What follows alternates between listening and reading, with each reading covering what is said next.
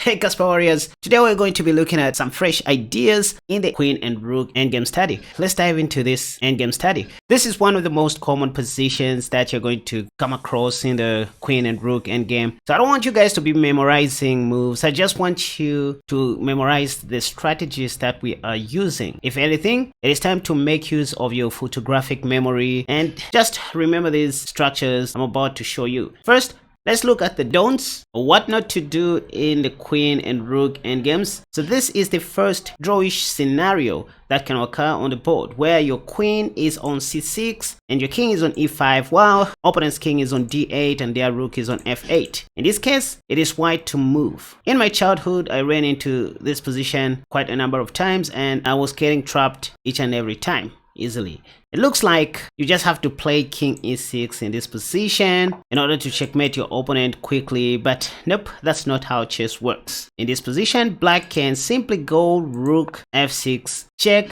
and it's just a draw, because if you take, the black king won't have any safe square to go to. It will be trapped. So this is stalemate. And you see, you can even lose the game if you just carelessly play any other move, because this rook endgame wins. So in this case, you'll be forced to play something like king d5 and letting go of your queen, and this is gonna be a draw once again. So what am I saying? This is one position you always want to look out for and try to avoid by all means in the Queen and Rook endgame. Already I can identify one pattern mistake in this position. The queen doesn't have to be in front of the king in most of these scenarios. It's actually the husband who is supposed to go first. The queen must remain. It's not about checkmating your opponent. No, it's about pushing the rook further away from the black king. So these are rare scenarios where you allow men to go first before women. So the ideal situation would be having this queen one step behind the king or something like that. Anywho, let's look at another drawish position that you will come across. This is another example, ladies and gentlemen. First, you can see that again our queen is in front of the king, which is already one mistake you should be able to identify. Not really a mistake, because it can be solved, right? Yes. Now let's say black plays rook g7 check, and I should mention to say,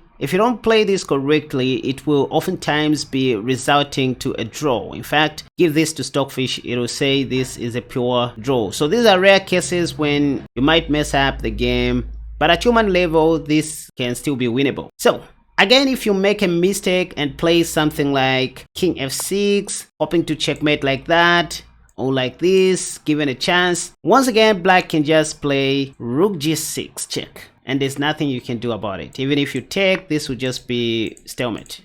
Again, if you move, black will just take your queen and this will be a draw. So that's another case. After rook check, even if you go this side, black can just play rook a7 check if they know what they are doing, and there's just nothing that you can do. I mean, you can't take, because again, this will be stalemate. So that's another scenario you always want to look out for and avoid by all means. This scenario on the board, it is white to play. Again, you have to be very careful as white. If you think you can just go ahead and grab what appears to be a free rook, this will be stalemate, as the black king won't have anywhere to go to. So you have to be very careful. Again, if you just play a lazy move like queen g1, black can just play check and it's done. I mean, this is just a pure draw. So in these cases, just remember that when your opponent's king is by the edge, your queen needs to stay back. Before I go any further, let me show you another example regarding skewers and x-rays that you should avoid in the Queen and Rook endgames. Let's take, for instance, this position on the board. It is white to play. You always want to avoid lining up your king and rook like this, you know what I mean? Especially if your opponent has an opportunity to give a check, because this is just a losing position. X-ray to the queen.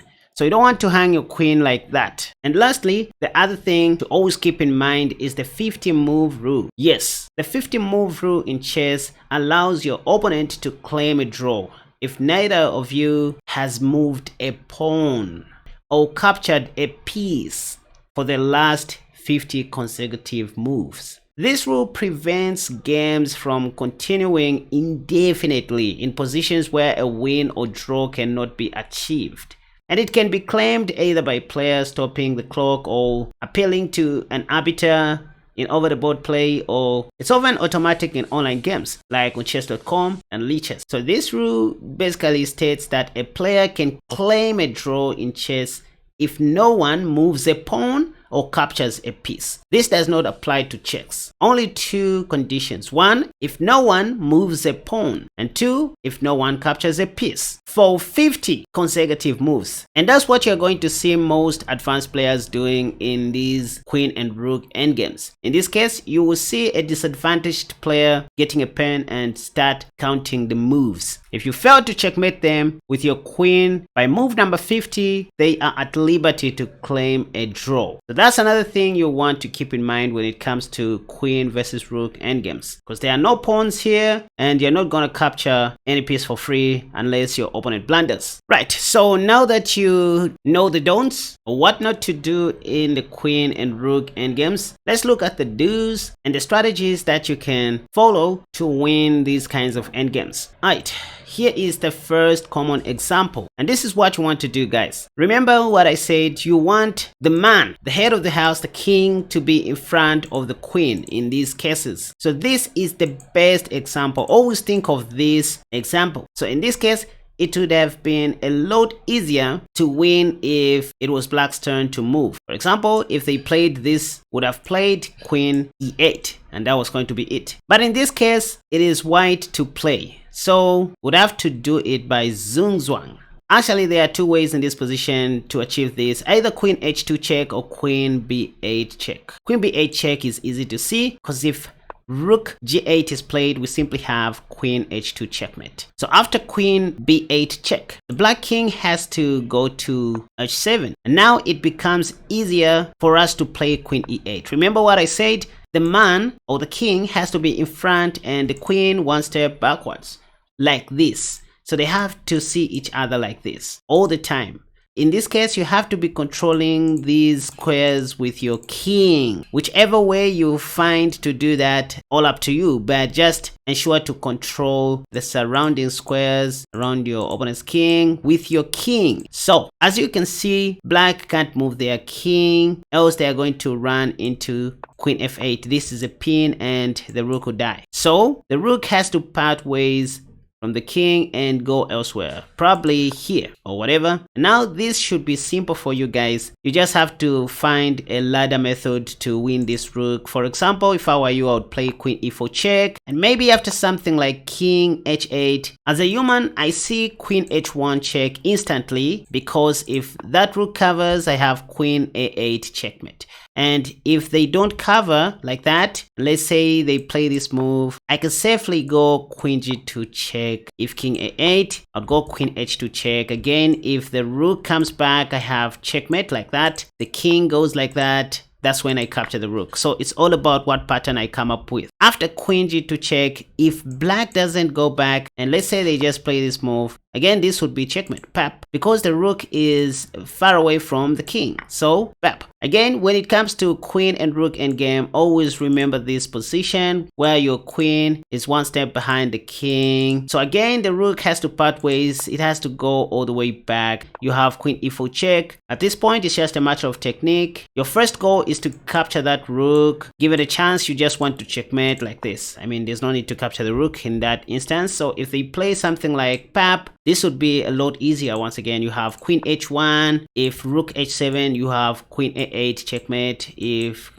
king that, you have queen g1, and you're going to capture the rook. So this is one beautiful example to always remember, or one beautiful scenario you always want to find yourself in. Or in other words, picture this. Your opponent's king must be in front of their rook like this, and your queen has to sit here. So if I was to empty the board, I want you guys to picture this. To make it simple for you guys, if possible, try to force your opponent's king to sit on any of these highlighted squares on the board. As you can see, that way it becomes easier and automatic to checkmate them. So that's one. Number two, your king has to be behind the king, or one step behind. The ideal square for your queen in this case would be the a5 square. So always remember, they have to be seeing each other like that. If black's king was on g8, then I would look for ways to place my queen on h5 so that it can be eyeing my king on that square.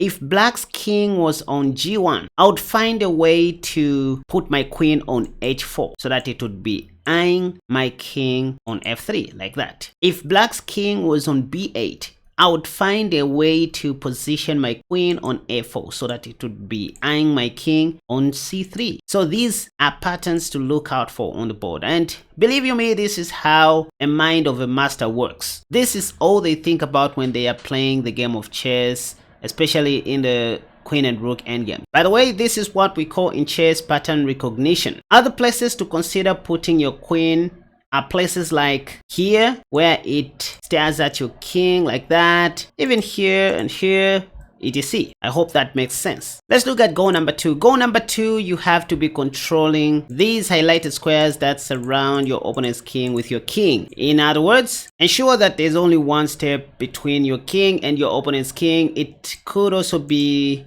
diagonal wise or square wise. So in this case, this is the square you are controlling, and there's no way black can give you a check. But be careful, once that king reaches at the back rank, you want to move your queen one step backwards to avoid any sorts of stalemates. But this is the ideal situation, controlling one square between your king and your opponent's king. I'll show you how that works. Okay, here we have another beautiful example on the board. You're going to come across this position very often in the queen and rook endgames, and if you don't know what to do, the games will be resulting into draws. So it is white to play, and you have to make a move. Again, it's not just about giving checks. You see, I mean, you're not going to achieve anything by giving checks. It's not about checks when it comes to queen and rook endgame. It's about how you are controlling this square or that and those two squares with your king. Your queen must be one step behind or just behind. In this case, I would start moving my king. Other coaches call this the jab method, where your king acts more like the jabbing hand and your queen is more like your swinging hand, just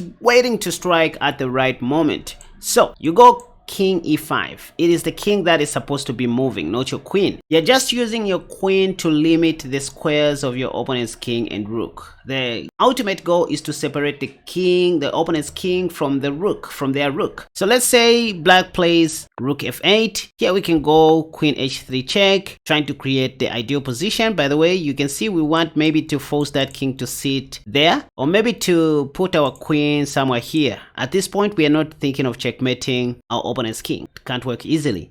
So let's say king that, we go queen g3 check, king that, we can go king e6 since there is no progress, getting closer to that rook. Black has to make a move, king h6. Here I would even try something like queen h4 check to see what my opponent is going to do. Maybe they are going to do this and it will become easier for me to go queen g5 check, trying to position that king on h7 in an effort to separate it from the rook. And say after something like king h7, I would back off to avoid any sorts of stalemate. It's not about giving checks if there is no any progress being made. If king h6 again, maybe I might change the strategy, attack the rook, because the pattern is changing. And now, as you can see on the board, we are almost managing to separate the king from the rook. For example, if they play rook a8, now it'll become easier for us to win by going queen h3 check first, and wherever the king goes, we have queen g2 check. That's it. Oh, wait a second. What if they play this move? Again, this is easy peasy, queen h4 check, and we grab that rook.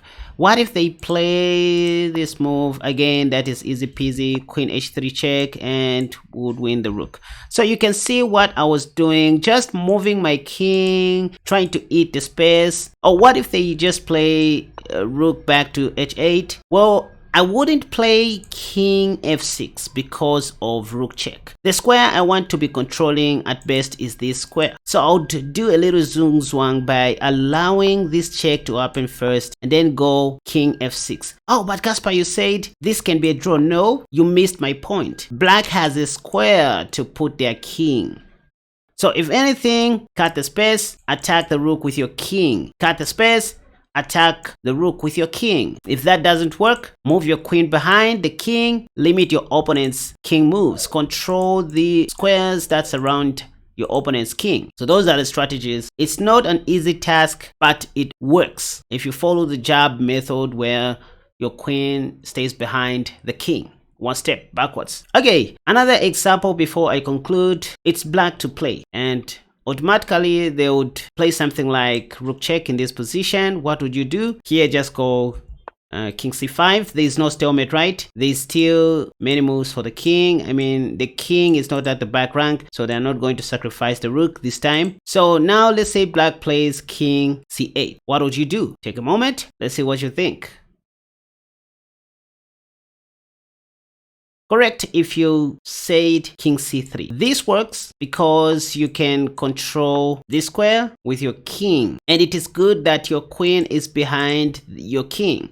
But an ideal move in this position, rather than going king c6, would be backing off your queen either to f3 or g2. For example, queen f3 or even queen e4. Point is, after rook check, again you have king b6, controlling that one square between your king and your opponent's king. That's what you want. The rook can't go back, it can't come here, they can't play this move. If they play something like rook this, there's a mate in one, you can see that. Again, they don't want to go very far because they're going to win their rook. So they'll play something like this. And these are moments you want to realize that you are about to separate the rook from the opponent's king. With rook e7, I can see that my opponent wants to give me a check. There's no big deal. So if I was to ask you, what can you do here? If you just carelessly play a move like king c6, they'll give you a check and move on with life. The trend will continue. Again, queen a8 check or queen c6 would be a sheer waste of time. I find queen d5 to solve every problem, because I mean, this rook has no any safe square to go to. This is an instant win. There's no check. If they play this move, I have mate in one again. So this is another position you want to master. So what did we do? If you think about it, we just followed the jab method where the king is in front of the queen. The queen must be one step behind. Find the right time to achieve this. Lastly, here is the most challenging example where we start from scratch. So if I was to be given this position randomly, all I would start thinking of is placing my king on c3. My queen should be behind. In this case, I'll play something like king c2. There's no check. So if my opponent plays something like that, maybe wanting to win my queen, I'd consider playing king c3. The jab method, as some grandmasters call it, right? So you can see that my queen is supporting the king in front like that. Let's say check. Now I go king c4. Check, king that. There are no more checks. What am I doing with this move? I'm controlling one square between my king and my opponent's king. This is what you're supposed to be doing. Let's say rook e4. Now we can go queen d5 check. But maybe that would be a sheer waste of time for now. Just find a way to push this king all the way to the back rank and force it to stay on the highlighted squares that I showed you earlier. That way it becomes easier to checkmate them. So I would even try a move like this. The king can't go back for now. If they play rook f4, now I would go queen e8 check. The king can't go forward, it has to go backwards. You see how I'm pushing this king? Now I go king d5. If check, I'd even go king d6. King e4 was also playable and interesting. I want to give a check so that the king goes backwards. This is what I'm doing. So opponent goes king g5. What do? I'd go queen e3 check. Again, if the king goes back, if I want to be lazy, I would consider playing queen g3 like I did before, so that the king doesn't escape or hide. A more direct move here is queen h6. I can see that. But I want to show you this from a human's point of view. Another move I would consider is this move, check, not allowing my opponent's king to hide. So the only move they have is king g6. Noting that they cannot be stalemate, I would play king e6 because it is just easier for me to understand, although there were better options. Rook f3, I know maybe black wants to give me a check, so I don't want to give a check like this, even though that can also work. There's a better move I have found. I can play queen c5 in this position, also queen h4, because this kind of puts the king in a box and it can't move further. I mean, what about this check? Like, let's try king d5. The point is, at least the king and rook are far away from each other, right? So there are so many goals you can follow. If this method doesn't work, try this. If this doesn't work, try that. And it looks like this rook doesn't have a safe square to go to. I mean, they can't even play this move because we're just going to take So what if they do this? Remember what I said? It's not just about checks. I mean, you're going to allow them to do that. You can start following that rook wherever it goes, limiting its squares with your king. So I would definitely play this move. There is no any check. What if they choose to stay closer to the king? If I want, again, I can follow it. This looks natural at human level. Also, queen g4 check is okay, but I'm just avoiding computer moves. I want to use my brain. So this is what looks human to me. After check, I would go king e6 again. Which square am I controlling? This. So they can't give me a check. So they go rook g7. Now things become easier for me. From here, I can give a check, but I see no continuation after that. This is where I would think about the jab method. Maybe putting my queen here so that it stays behind my king like this. And that's it. From here, it'll become easier for you to continue. They can't play this move. They can't do what? If they play king h6, I would even consider playing this move. Which square am I controlling? This. But most importantly, I want to control this square. If check, I have this. So now black can't give me a check. They have to do something else. Not to mention that I'm having this checkmate threat. If they play this move, there are so many ways to kill a rat. To let my jab method work, I can play this move if I want. That will also work. But I see queen h4 to be useful because I want to put my king here next, given a chance. They can't play this move because now that will be checkmate. If they play rook g7, now this becomes easier. We are back to the same position that I talked about. If they do this, we're going to do that. If they do this, now it's just a matter of technique, the ladder method, to find a suitable way to win that rook. Maybe like this. Yep. After playing queen e8, what if opponent plays rook g2? I would play something like queen d7 check, and after that I now go like that. You see, I'm just ensuring that my king is in front. I want to control this square next. Maybe I'll find a way to position my king right. Check, king f6, attack the rook. If the rook goes back, I'd go king f6, get closer to the rook. If this happens, I'll play king f7, now controlling this square, also threatening this. If they give me a check, this is a stalemate attempt. If you take, that'll be stalemate. So here I'll just take with the king, not the queen, and this is game over. By the way, there's nothing else black could have done. For example, if they played something like this, it's checkmate. If they play something like this, we have queen h4 check, and that's mate. So it's never an easy journey. But what I want you guys to note in all these is the strategies I just showed you. In most cases, you will be able to checkmate your opponent in less than 50 moves if you do things right. Let your king go first and use your queen as a swinging hand, waiting for the right moment to strike. It becomes easier to checkmate your opponent's king if you manage to push it all the way back to the back rank. That's what your aim should be, and the ultimate goal is to separate the rook from the opponent king. One golden hint: if one sequence is not working, change immediately. Don't repeat moves, just change the sequence and start playing with your king. It is your king that is supposed to be controlling these squares around your opponent's king. These are the only things you are supposed to be thinking about. In my next video, I'll try to do some live exercises against the computer and maybe against real people to demonstrate how to checkmate them in the queen versus rook endgames. And hey, if you really care about this channel and want to see us grow, click the subscribe button. Also, don't forget to turn on the bell notification icon for all my content. That way you won't miss any of my future uploads. Lastly, to get this free study PGN that I'm using in this video, simply scroll all the way down to the comment section and click the first link that you see, which will redirect you to a page before getting this PGN for free.